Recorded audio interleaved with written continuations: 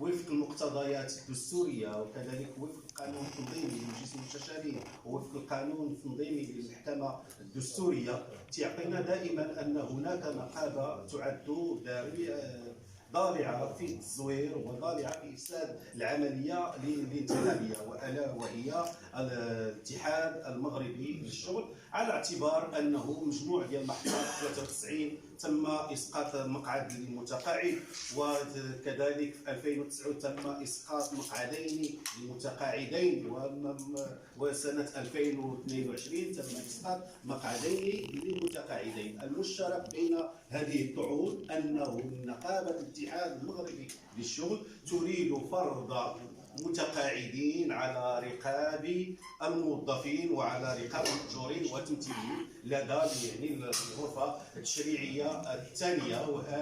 وهؤلاء المتقاعدين يستمدون قوتهم ونفوذهم من خلال تموقعهم داخل الأجهزة التقريرية لهذا القطاع ضدا على إرادة الأعضاء داخل تلك النقابة. على العموم أنه تدار انتخابات تخسر فيها ملايير من الفلوس ديال المغاربه، من المال العام، لا جزاء ولا اي شيء. الان كلف هذه العمليه التدليسيه ستكلف خزينه الدوله اموال اضافيه في تنظيم انتخابات اخرى جزئيه. من سيتحمل كذا؟ على الاقل تيخص واحد الذريعه، والنفقات ديال اعاده الانتخابات خصها تكون على حساب من افسد العمليه الانتخابيه. كذلك حين تكون حيثيات ديال الطعن مرتبطه بحجج دامغه تؤكد ان كانت هناك مناوره تدليسيه وكان هناك تزوير، هذه جنحه لابد ان تتخذ فيها الحكومه المحاكم المختصه القرارات اللازمه من عقوبات سالبه للحريه ومن غرامات. اذا هذا جديد، هذا ماشي اللعب، صدقات هي هذيك ما صدقاتش هي هذيك، لا، هذه راه مغاربه، هذه راه اراده المواطنين، وهذه التعبير عن الاراده الحره للمواطنين، وكذلك حمايه الاصوات، وكذلك ان الانتخابات انها تكون محميه من كل اشكال ديال التزوير. وبالتالي السوء النيه الحاضر في كل محطه انتخابيه راه اشكال بالنسبه لنا. من يمارس الطعن؟ المنظمه الديمقراطيه للشغل، ليس طمعا في تلك المقاعد، ولكن حمايه لاصوات الطبقه العامله ومن اجل تمثيليه نظيفه لممثلي المأجورين. اذا يحركون المبدا، احنا ما عندناش مصلحه باش نقلبوا على المقاعد لا تهمنا ونؤكدها. وكان مرارا الاخ علي لطفي والمكتب التنفيذي ذكر في بيان يجب الغاء الغرفة مجلس المستشارين، وبالتالي انه نعتبر المجلس الاقتصادي الاجتماعي والبيئي هو كافي لتمثيل اطراف ديال الانتاج، وكذلك الابقاء على تمثيليه المأجورين في الجهات اللي حيدوها. بالتالي هذه منظومه اخرى في تحليل منظمه الديمقراطيه للشغل نعتبرها. الان السؤال هو سؤال الريع، حيث ان حتى براسو هذا المجلس الاقتصادي الاجتماعي راه مده ما تجددش، ولكن ما تجددش لان خصو يطيحوا بعض النقابات يدعون ان ما بقاش عندهم تمثيليه، علما ان شي وحدين كانوا ما كانش عندهم تمثيليه بديك الوقيته، وبالتالي مطروح عليهم المسؤوليه ديال الريع. وهناك اللي شاد الصف النقابات تيتسنى يحيدوا الاخرين يجيو، ولكن راه ما يعطيش نفس التمثيليه ديال 5 النقابات بناء على المنطق الاقصائي غادي يكونوا 3 ديال النقابات. فبالتالي رجعوا للمساله ديال التمثيليه.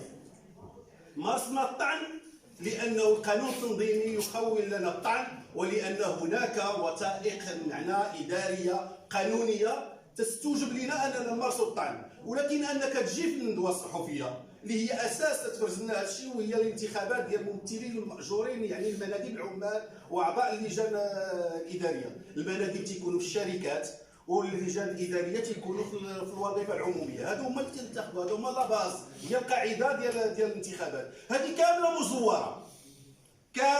مزوره، معنى نقابه عندها 1200 ديال المأجورين في قطاع معين تدير اضراب ولا احد يستجيب للاضراب، تدير وقفه احتجاجيه ولا احد تيجي لوقفه احتجاجيه. معنى شكون اللي المنتخبين الاشباح فقط انهم مسمرهم باسم تلك النقابه او النقابه اكس في اطار توزيع الرزق وفي اطار رفع من العساس ديالها حتى تكون ضمن واحد النقابات تحاور، لانها تحاور بمكر.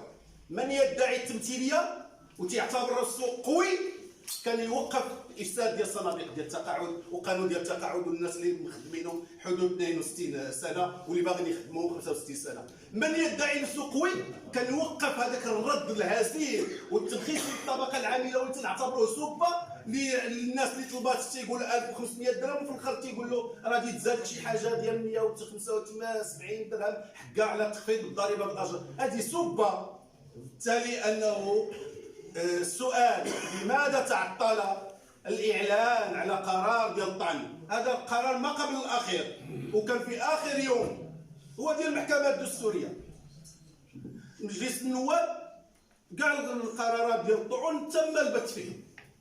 هذه يعني ديال 20 يعني ديال الدوائر ديال واحد 20 واحد بقينا معطلين تتسناو الدمياطي عليها.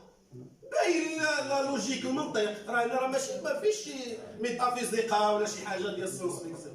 هذا كاين المنطق. هذا متقاعد خصو يمشي بحاله، قول خصو يمشي بحاله. هذا ظهر في اماكن عموميه خصو يمشي بحاله الى غير ذلك. ولكن بدينا تنيغوسيو في اقل اضرار. حنا تنقولوا في المنظمه الديمقراطيه للشغل كان 8 ديال المقاعد كان خصها تطيح كامله بالحجه وبالدليل. علاش؟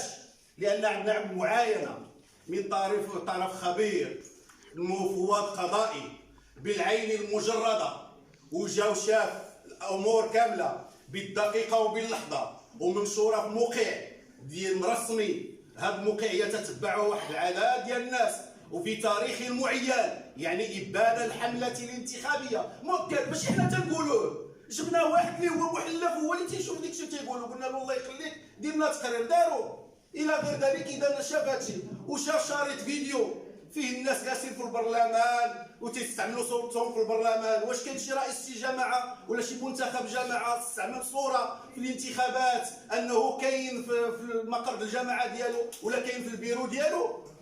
كاينه شهادات قضائيه، كانت قرارات سابقه سقطوا الناس. ايوا الناس واش طبقات، واش انواع، واش شكون، زعما على حسب الوزن. اذا كان كيسقط تير اخر رئيس جماعه كان جالس في الدوره ديال المجلس مصور، وخصك تسقط اخر. كيسقط تير اخر كان الظهر ديالو سمعه، راه خو في الظهر ديالو راه رمز وشعار المملكه، خصك تسقطو. كيسقط تير اخر عنده الاعلام الوطنيه، العلم الوطني، انت عندك مستعمل اعلام وطنيه وكذا، خصك تسقطهم. اذا المساله ديال اللعب هي قواعد، والقواعد خصها يكون عندها حكم اللي هو نزيه تيحكم القواعد ديال اللعبه. فلوتي ما في يديكش زقلتيها تقول بتي بديك الشريط، تقول بتي بديك الشريط. ولكن انني نستعمل سلطه وديك الشيء ديال الوزن الثقيل وننزل وكذا وما نعرف شنو المقايضه اللي كانت، ونقول لا ما تطيح اللائحه، لا خصها تطيح. وانتم غادي تشوفوا الشريط ديال الفيديو غادي تقولوا انتم واش خصها تطيح ولا لا. التواريخ بانها كاينه سميتو. التعليل القضائي شي يقول بان هذاك الشريط تم يعني من بعد داروا له مونتاج. راه هو فعلا ما تينكروش، ولكن راه دار مونتاج وزادوا عليه واحد طريف ديال الساعه كذا وكذا من بعد ديك الامور.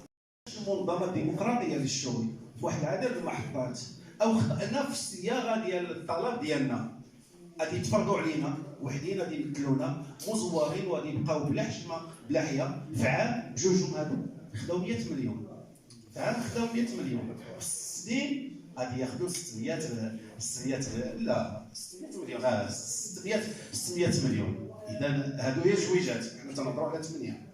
اذا فرجه ممتعه في الاخر، الحكم لكم.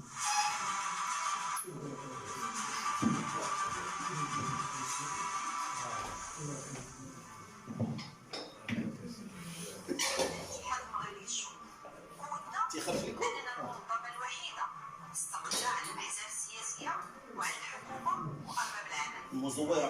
واحد خدمه الطبقه العامله والجماهير الشعبيه، سلاحنا هو وفائنا بهويتنا الاصيله ولمبادئ وقيم الحركه النقديه.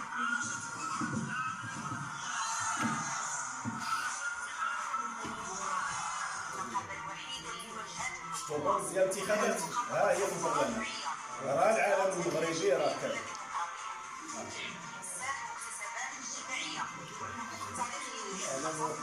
اعلام وطنيه كاينه عاوتاني. اذا فين هو المونتاج؟ فين دار؟ اعلم فين دار هذا المونتاج؟ ولا كاينه انتخابات تما مكتوبه تما؟ فين هذا المونتاج؟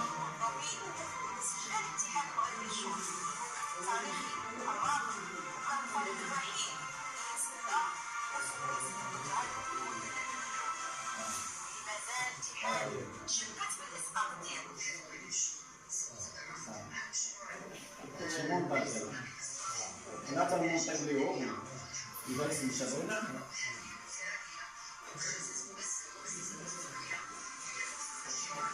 قالت لهم التلخيص ديال المؤسسات الدستورية هو بزوين باش يكونوا المؤسسات الدستورية النفاق.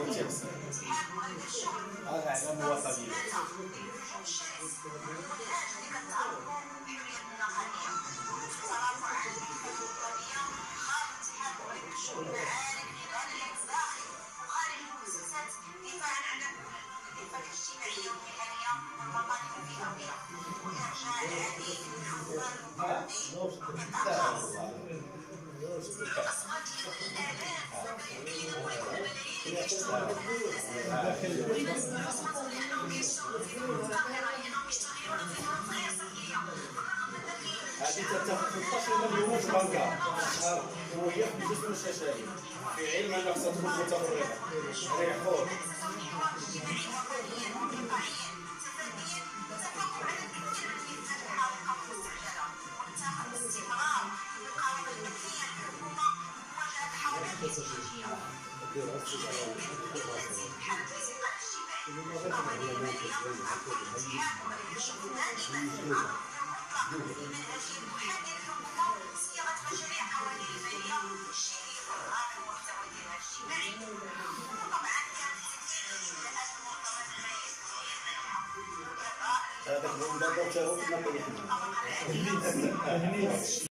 ولكن الاحترام طبعا يجب ان يكون دلاله على المعطيات شنو كتعطي.